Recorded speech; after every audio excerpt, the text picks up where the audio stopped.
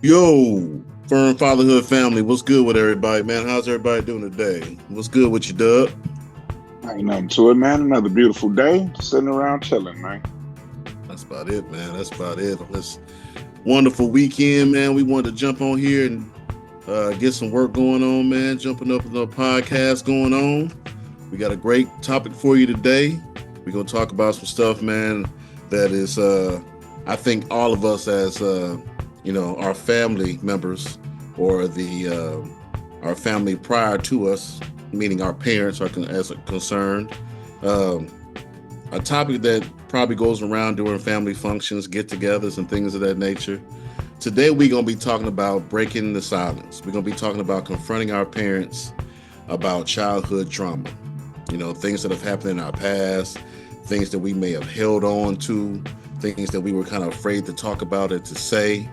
You know, man, I mean, you got any kind of background with this stuff, Dub? Man, there's a lot of stuff going on with families and being able to communicate with one another, man. How are you guys with that? How do you go about doing things as far as that stuff is concerned? Uh, Not a lot of background in that because my parents did a perfect job raising me. No problems on that end. Let's slide that on in there. Let's slide on in there. You know what So I'm this has saying? nothing to do with your Picture parenting perfect. style. Picture perfect. However, we do know friends and family members who have gone through these types of situations. So we just want to help navigate those going forward and kind of put a bug in parents' ears like, hey, this isn't you. It's not the kid calling you out. It's just how they felt. That's a Yeah. big part of it, I think.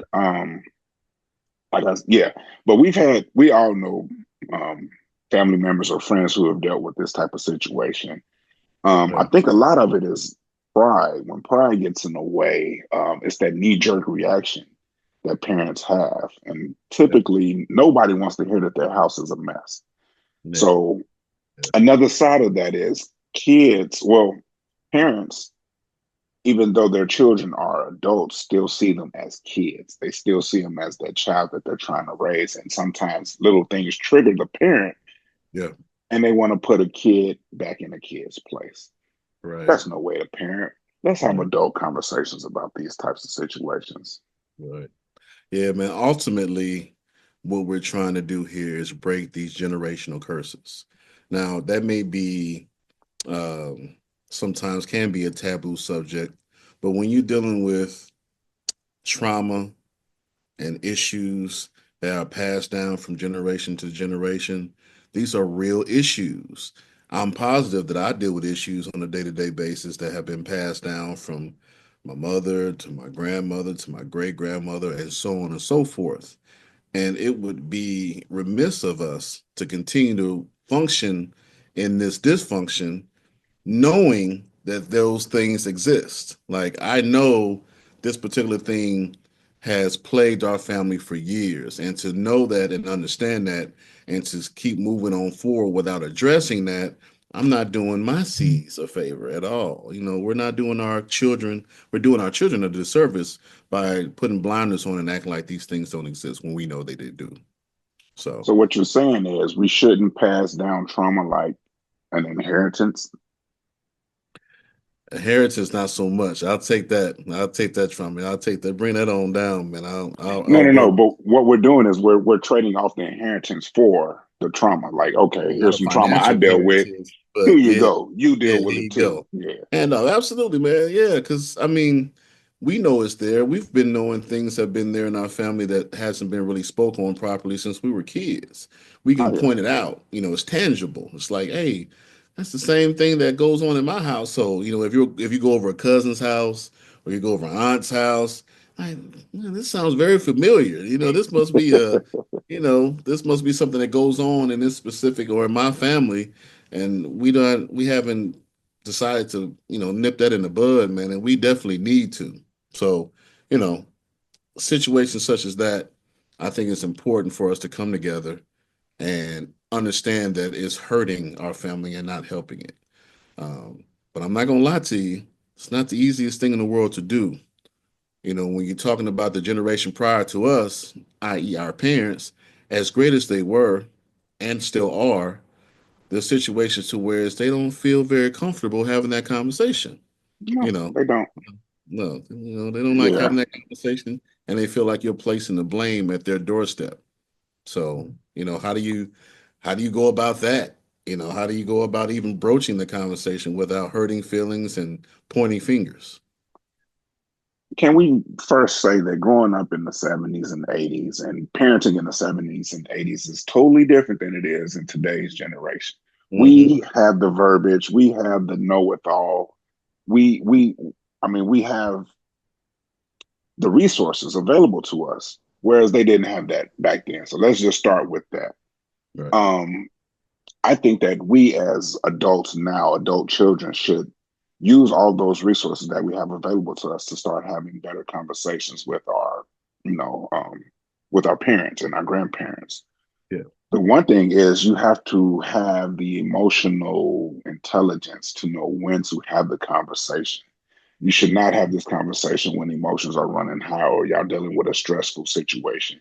It Hmm. shouldn't be one of those y'all nitpicking and then you bring it up like, oh, as a matter of fact, no, And no, no, weaponize. no. We Yeah, don't don't weaponize it. want anything like that. You should have Uh, the conversation when both the parent and the child are ready to listen and can talk elegantly about the yeah. conversation about the Yeah. topic at hand.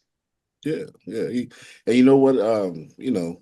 Not hiding anything, man. When that conversation comes up a lot in my family, during family functions, holidays, drinks are being passed around, old stories are being shared, and then it's that Mhm. one story that's being shared that may be a pleasant memory for some, but maybe somebody in the room is not a so pleasant memory, and it Yeah, triggers someone, and it's like, man, I went through that, and I still think about that to this day. How that would have went if it would have went differently, or how my life would have went if this would have went this way, or if you could have put me in this particular school, or if you would allow me to do that. And I'll tell a story, man. Like and it's not about generational curses, but my mom. I love football, play football. I tried to play football all 4 years in high school, but because of my grades, my sophomore year, my mom kept me from playing football. She knew it was my passion. It was the greatest thing ever for me. I loved it, and she saw that, but I wasn't putting forth the effort in school.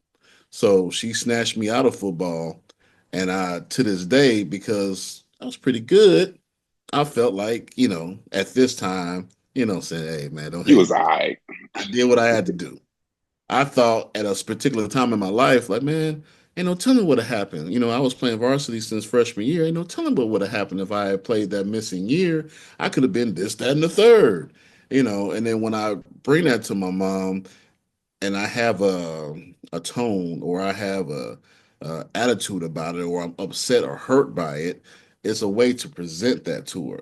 And sometimes the way to present that to her isn't in front of the entire congregation of our family while Right, drinks are being passed around and I feel triggered by something. That probably isn't the best time to kind of like, Mom, a one on one is a better time to have that conversation. Now, I was dead wrong because now, as a parent, I put myself in those same shoes, probably would have done the same thing. But at the time, a little bit younger, I didn't realize that I didn't have kids at the time, and I was just pointing fingers. I was upset, and I thought playfully at first that I could have this conversation in front of everybody. But, you know, upon further review, thinking back on the situation, it put her in a tight squeeze. It put her in a situation maybe she thought that I felt like she held me back some type of way. And that wasn't it at all. Of right. course, speaking now about the situation. So it's definitely a place and time to have that type of conversation and to bring that to somebody, especially with your parents, man, because you want to love and respect your parents. Because I feel like, my parents deserve to be loved and respected, so. Another thing we have to do is give our parents grace. Kids often forget that, especially when you're the firstborn, Mhm. your parents was figuring it out. They Yeah, had no measuring stick. You were the measuring stick. Let me figure it out on the fly. right, Kids right. often don't know the backstory. The I had to make this decision based on this is what the situation calls for. All Yeah, you see as a kid is I couldn't or I didn't or you withheld or whatever the case may be. Sometimes it's not a it's how you broach the conversation. pointing the finger, say, hey, what happened sophomore year? We know what happened, but you can have that discussion. Say, what happened sophomore year why I couldn't go to the prom or I couldn't go to that trip? Mom's Right. like, oh yeah, that was back in 94, 95. Yeah, Yeah. this Yeah. happened, that happened, lost Yeah. my job, it was a recession, things that kids aren't privy to, and Yeah. then you're like, oh, okay, now it makes sense. That's why I couldn't get them George. That's why I had to go get Mhm. the Patrick Ewings or whatever it is. Yeah. Yeah. Whatever was out at the time. Right. Um, and it's so we talk about it a lot, man. We've talked about it in a lot of previous episodes that that type of understanding sometimes doesn't come until you yourself are able to put yourself in their shoes. In other words, have kids and become a parent and understand what it is to be able to have to sacrifice or tell your child no because of financial reasons or so that they understand. And you never really grasp the full understanding. You can understand as an adult, but as a parent, it's a whole different situation. Now you can be like, yeah, I get it. Because I've had to tell my kids no. I've had to tell them, hey, we can't afford that. That's not something we can't do right now. And you didn't really understand why your parents said no to you until you had to say no to your kid. So now you Yeah. get it. You're like, oh man, that must have been difficult because none of us want to tell our kids no. Anything that we can do to help them further, what it is they're trying to do. We're trying to be there for our kids as well, and that's no different from our parents. They were trying to put us in a situation to win at every turn. I remember when we were younger, man, our parents put us in all kind of different programs, sports, Yeah. paid out of the pocket for everything that they possibly could to set us Shoes, up for uniforms. success. Yeah. Absolutely, absolutely, All we know absolutely. is we brought home a paper and our parents said we could play. Like that was it. That was it for us. No That financial was it. responsibilities, nothing. Yep. Just show Nothing. up and go. And half the Absolutely. time we showed up, I don't even want to go to practice today. What? You Mm, don't know the sacrifice that we went through so that you could be able to go to this practice? And then you absolutely, get up here man. and you half ass doing stuff. Oh, nah, bro. We're not going Nah. to do this. And you see how you just rattled all that stuff out? That's because you are now a father. You are a parent. You Season. have Yes. gone through it firsthand. You understand what's going on. So those things are very important to be able to have that conversation with your mom or your dad and be like, hey, mom, I understand what was going on because now I just dealing with it with little Johnny or little Sarah, and I know exactly how you felt when you went through the situation with me. So absolutely, giving our parents grace is optimal. We have to make sure to do that, man. But let's answer this question: what are some of the things that what are some of the reasons that you would even confront your parents in the first place? Um, I think for myself, one of the reasons is being able to heal yourself for not only yourself, but for your kids as well. Because some of those behaviors become learned behaviors. If those things that you've learned under your parents and you watch them parent you like that, you take that same thing and parent them. And it may be something that you didn't agree with, but it's still here. It's still somewhere in you that you Hmm. utilize it when you're parenting your children as well. So, in order to get some type of a healing, not only for yourself but for your children, you're trying to know better so you could do better. If you know what I'm saying. So those are one of the Absolutely. reasons, man. What about yourself? You thinking of a good reason or a reason why you would confront your parents about something that may have happened in the past or something that's been going on in the family that you would like to address? I most of the things that come about with me is just understanding. I like to Mm, understand why. What was the thought process behind the decisions that were made? You right, know, right. um, I've never had this conversation, but I remember feeling a type of way when my parents went on. They didn't really have a honeymoon after they got married. Mm, But I want to say like a year or two later, they went on a trip. And it was kind of mhm, like their honeymoon or whatever. And I felt some right. type of way, like, y'all, how dare y'all go out of town without me? Like, How dare you? right. What do you mean y'all going somewhere Yeah, without me? I was in high school and all. And yeah. when I look back at it, the previous 2 years I had went out of town without them. They sent me out of town for summer vacations without them. I went by myself. They Right, sent me right. to Florida and whatnot, and I had a good Mhm, time. Then the year that they did go out of town, I was my first year playing high school football. So, like you said, mhm, all them fees and cleats mhm. and all that stuff. And then, Yeah, it was in the middle of the football season. Like you gonna miss school to go out of town with us? No, you gonna chill. And parent myself now with, kids. I'm like, nah, you need that time. I absolutely am going to take this vacation and enjoy it without you. Now we do have times where we take the kids along, but Absolutely, you yeah, need that adult time where I'm not yeah, nobody's parent. I'm just, it's just me and my wife, or me and my yep, girlfriend, whatever. So yep, yep. Hey, it's that just for me, it's a place of understanding. I always like to understand so that I can either fix it or adjust going forward. right, right. I mean, those are great reasons, man. I also say some other reasons why you would even approach your parents about certain things is to kind of release anger, maybe shame or confusion. Sometimes, and on that could be on either side because it could be something that I may have held close to me that bothered me, and likewise, my parents, my mother can come with to me and be like, that was something you said something one day in anger because I wouldn't allow you to do something or I stopped you from doing something, and it really hurt. It hurt my feelings. It hurt the way you said it. It was very dismissive. So on both sides, man, we can both kind of, like you said, come to an understanding, release that anger, release that shame or confusion about what went on. And you can apologize to one another, man, and move forward and kind of be able to let that type of stuff go. Because there's a lot of stuff that may have happened, back and forth, especially being a teenager. We felt like the world was in our hands so we can do whatever we wanted to do. And that's just wasn't the case, man.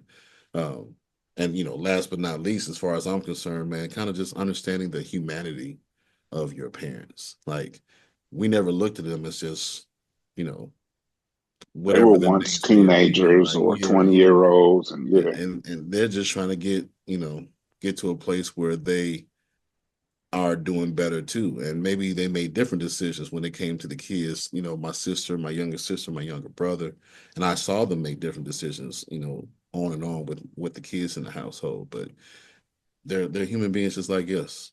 They make mistakes just like us. We know we made mistakes in parenting. So why is it so out of the realm of possibility for them to make mistakes? And to be able to, like you said prior, to give them grace for those mistakes and understand that you're making some of the similar mistakes and you're just trying to do better just like they were. Just like they were, man. So you know, just being able to clarify whatever that confrontation is and have an understanding between you two, or you three, that means the world, man. So that really does work a lot. So let me another see. thing as far as giving grace, I think you have to give time. A lot of this trauma has been built up for 10, 20, 30 years. It's Years, not yeah. going to be healed overnight. It's not going to be dealt with in one conversation. Nope. A lot of times, that knee jerk reaction, give them that grace because they're going to have that knee jerk reaction. Right. But better parents, cooler heads prevail. They'll come back and say, you know what, I didn't handle that correctly, or Mhm. let's revisit this situation. Things may have been taken out of context, but you got to be in a space where both are ready to have that conversation. So to me, you have to prepare for that conversation. I know we Right. don't like to hear, hey, we need to talk, but that's one of them times where you got to say, hey, I need your undivided attention. Let's Mhm. schedule some time so we can chop it up. And then give them that space to have the knee jerk reaction because emotions going to run high. Give Yeah, them time to quickly, come back quickly. down, plateau, and then you can finish the conversation. Well, well. Uh, Something else that I think is important, man, is to be able to set your expectations. So, what exactly are you trying to accomplish while when bringing this to your parents? Like, are Yeah. you trying to hurt your parents? Are you trying to just get some clarity? You trying to get some understanding about whatever it is that you are broaching? Like, be clear about that with yourself from the jump, because it may not go the way you wanted to go. Hell, you may not get an apology. Chances are you're not going to get an apology, It and might you end have to up be. being more of your fault. Yeah, absolutely, man. And you have to be ready for that as well. You have to be ready to accept that situation and be like, all right, she didn't take it all that well, and I didn't get the apology I was looking for, but I was able to kind of get it off my chest, speak my truth about the situation, and I can move on from that because that's what I wanted. So I set my expectation before I even walked into the situation, and now I don't feel hurt because they didn't want to talk about it the way I wanted to talk about it, or they didn't feel similarly about that situation as I did, and I'm okay with that. I'm okay Yeah. with that. You know what I'm saying? So, you know, question, man, why do you think it's so difficult? Um, for the prior generation. And I'm not saying that entire generation, but from what I've seen from sometimes my mom, sometimes my aunts and uncles, the entire family, man, when the kids, it's a bunch of us as far as cousins are concerned and their parents, my uncles and my aunts. They don't usually take it very well. You know, why do you think that is? Why do you think they fight that? Why do you think they come to a place where it's like they're almost ready to fight whatever it is that you're bringing to them? Why is it hard for them to um, even talk about whatever the situation may be? Believe it was their parents, the generations before them, our great grandparents and grandparents poured into them. It's the saying, if you knew better, you do better. They didn't Mhm. know any better back then. Yeah. So us now knowing better, seeing Hmm. different ways, we have to do better. It wasn't Yeah. up to them to break the curse. They did what they thought was the best. Yeah. They was hard nosed. Acts Hmm. children were to be seen and not heard. There's a lot Yeah. of things that we could say about that generation. Um, don't talk back. Don't do as I don't do as you see. Do as I say. Yeah. You couldn't Yeah. question them How back in the many times day. I've heard that, bro? Yeah, what are you doing? How dare Yeah. you even say Yeah. huh or what to some of these people? Yeah. So parenting was different then, and they did the best that they could. But now that we have different resources available to us, now it's time to change the narrative and say, not to say that one way is better or better, it's just different. You can't teach everybody. Even ask a teacher. It's 30 kids. You can't reach all the same, the kids with the same message. You got to No. take this third and say, okay, this is how we're gonna teach y'all. The ones in the middle, all right, we can, play with y'all a little bit more. And these on the end, this is no nonsense. Right. So you can't just, it's not cookie cutter. Even in No. the same household, you can't raise, your brother and your sister all had the same morals. I was all taught the same things, but Three everybody took totally a different people. different, yeah, Yeah. a different approach to it. Yeah. So Yeah. one way doesn't work. You have to find out what's specific for your house, your kids, whatnot. Right. Right. Well, what about this situation, man? Fortunately, we can speak on the situation knowing that we have parents that are willing to talk and speak about whatever subject matter that we may bring to them, and we can communicate and we can get to an understanding. But unfortunately, everybody doesn't have that same situation. Sometimes we have toxic parents, parents that are not around, parents that may have come into your life late, um, parents that aren't willing to have that conversation at all, parents that don't make it a safe situation to even broach that type of topic or any type of topic in the past for that matter. Um, you know, how about we give them some types of ways, man, that they can kind of approach that situation when they have a toxic family member or a toxic family, mother or father, that's not willing to talk about the situation at all. Maybe it can be alternatives to just talking. Maybe it'd be a situation where you can write a letter, and kind of get all that out, and mail that letter, give that letter to them, ask them to read the letter. They may not read it, man. Hell, they might throw it away. If this is a situation where they got toxic parents and they're not willing to even talk about what went on and what went on in the past, they may not even be able to read that letter. But sometimes being able to write something like that out gets that stuff off your heart, gets that stuff off your chest. It gives you an outlet where you can feel like you've done what you needed to do to give it to the parent and say what you felt and say what was going on with you at the time without putting yourself in an unsafe situation where you can get your feelings hurt and can make that situation even worse, carrying that and having to carry that for the rest of your life. So that's one way that could be helpful as far as having a parent that you feel like that you can't talk to or speak to or reach out to. Worst case scenario, I would say you have to find somebody to talk to. So seek professional help. Speak to a Absolutely. therapist. They Mm-hmm. have all kind of outlets for you Mm-hmm. to reach out. I think that writing a letter is great. You Mm-hmm. have to meet your parents at the point of their need, where the message will be received. Right. Same thing for kids. My son and I used to go back and forth a lot, and he always felt like my tone, how it was just the way that my voice rolled off his ear. He just didn't like Mm-hmm. it.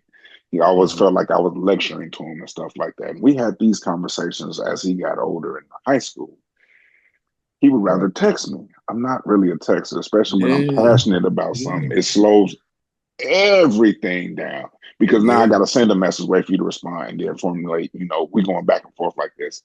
It's not how I like to deal with situations, but that's how he is. And if I wanted him to understand me, I have to text him. And sometimes Yeah. these text messages they can go on for days before we get to the bottom of it. Before you get to the point. However, but Yeah. this is the way that he receives the message. I cannot force feed him just shoveling things down his throat. No, he Yeah. receives it better if I send it to him in a text message. So I had to Yeah. humble myself and start reaching out to him in that way. Yeah. Yeah. Yeah. Where he's comfortable, where he feels safe, and he Hmm. feels like he can openly communicate with you. I can understand that. I can Yeah. understand that.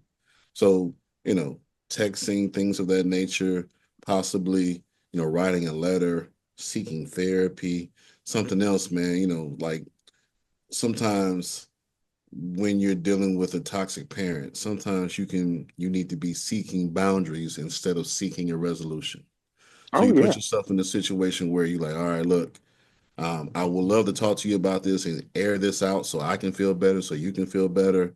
But we're not, we're going to set some parameters up here. We're going to set up some boundaries so that not only am I keeping myself safe, I'm keeping yourself safe. I don't want to come into a situation where I'm being disrespectful to you, or any of that stuff. I don't want to do that at all. So let's put myself in a situation to set boundaries before we even talk about this, because this can go real wrong real fast for either one of us. So, Hmm. for everyone's safety, let me set my boundaries before we even broach this topic. So And make sure that's that they set their boundaries as well. It's a yeah, two-way street. You can't just say this is my fence and don't cross it. You got to say, hey, are you comfortable having this conversation?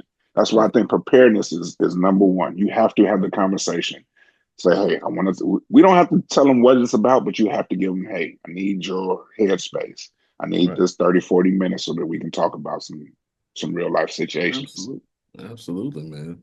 And as far as finishing that aspect of things, and this speaking from a point of view as a father, um, what are some of these things that we can kind of plug into being a father to our own children? I think one of those things could be like when we are being able to broach these difficult topics, we're showing our kids, hey, it's important to be able to communicate. So we're encouraging open communication within our own home, within our own kids, because it might be a situation where you know they see the relationship between you and your mom, you and your dad. They see how that stuff flows. And when you can promote that open communication with your mom and dad and they can see it, you're promoting the same thing within your own home. So they know they can always come to you and speak to you about whatever the case may be without feeling like they'll be attacked or feeling like they're attacking us by coming and bringing us something. So that's definitely an important situation, man. So as a father, that's important to have that line of communication with your parents and with your kids as well. So Oh, that's very absolutely. important. You I know, absolutely agree with that. modeling honesty, being able to show that my true emotions and my true feelings, I'm not afraid to share those. I can share those and I can talk to you, and I don't feel any type of way about that. Um, I think that's the healthiest model that we can show our families, man, because sometimes within our community, we have a problem being able to share the good stuff, and we want to harness and harp on the bad stuff. We want to always talk about how this was horrible and how this was growing up, this, that, and the third. Let's balance to this. Let's talk about both things. Let's talk about how this hurt you and how it made you feel, and the fact that I instigated it, or maybe I started, or maybe I was a reason for that. I need to be able to take that in and be like, okay, well, how can we better deal with this situation going forward? So it's good for both of us, not just myself. I think that's important as a father. So being able to show and model these things going forward not only helps us with our relationship with our parents, it also helps us with the relationship with our kids going forward, and then one day being parents. Another thing I want to add to that is you need to be specific when we're having these conversations. Don't speak in general like I always felt or you always Mhm. made this. No, be Mhm. very intentional in directing your conversation. You Right. remember on my fifth birthday, we were at, the celebration station, and you said Hmm. that way it'll trigger their minds, but okay, yes, let me Yeah. take it back to that situation. And then they can say, oh, you know why I said it? Or I'm sorry I said it that way. That's not really how made I meant to make you feel, you know. Right. But these in general statements, they don't really work, you know. Yeah. Yeah. Yeah. This stuff is a slippery slope, man. It can be really difficult. Uh, I believe that our parents did the best that they could with what they had. Again, it really helps me to understand it becoming a parent because I know I have my times where I struggle on what to do and whether or not I make the right decision or not when it comes to a lot of different things. And I seek counsel from my uncles, my aunts, and my parents, and my mom and my dad throughout the entirety of me being a father. So they're part of the reason why I got the good that I got. So it's just about cleaning up that bad and making sure that you're not passing anything hurtful to your kids or to the next generation going forward. Um, you know, it's not an easy thing to do. But wrapping this up, man, what are some words, man, that we can kind of give everybody to kind of go off of, so they know exactly what they need to do going forward, man, so we can break up some of this generational trauma and hurt that we keep passing from generation to generation. I like everything that we said. I think that everything was on point. The one thing that I will add is give it time. Trauma Mm, and the emotions tied to it do not get healed in one conversation. You have got to yeah, give people grace yeah, and make time for the healing process right. because it is a process. It is a Um, process, man. I would also encourage our listeners to search yourself, search your childhood, search your past. Look at the things that have happened throughout your childhood and do your best to pick out some of those things that could be hurting you or hindering you as a parent and focus on those. If there's something that you need to kind of talk to your parent about, like, "Hey, where did this come from? Like, how did I get this habit? Like, why did I start doing this?" Like, I find myself being angry at my children, more times than not. Like, I'm yelling at them when I don't need to yell at them. Is that something that you see in me? Is that something that you guys did? I feel like sometimes this, and this happened. Like, explore your childhood for those things that may be cyclical and it continue to happen throughout the course of your childhood and through the course of your adulthood and being a parent. So, search your soul, man, search yourself and see exactly what needs to be changed for the betterment of your family going forward in the future. So, Absolutely, absolutely. all right, all right. Great topic, great talk. Always a Yeah, pleasure, my boy. for sure, man, for sure. And hey, you guys follow us on all social media platforms at Firm Fatherhood, whether that be Facebook, Instagram, TikTok, YouTube. Hey man, we got that material popping, man. We got it coming out to you, man. So make sure you guys are following, make sure you guys are liking, make sure you guys are sharing. We appreciate y'all. We love y'all. Till next time.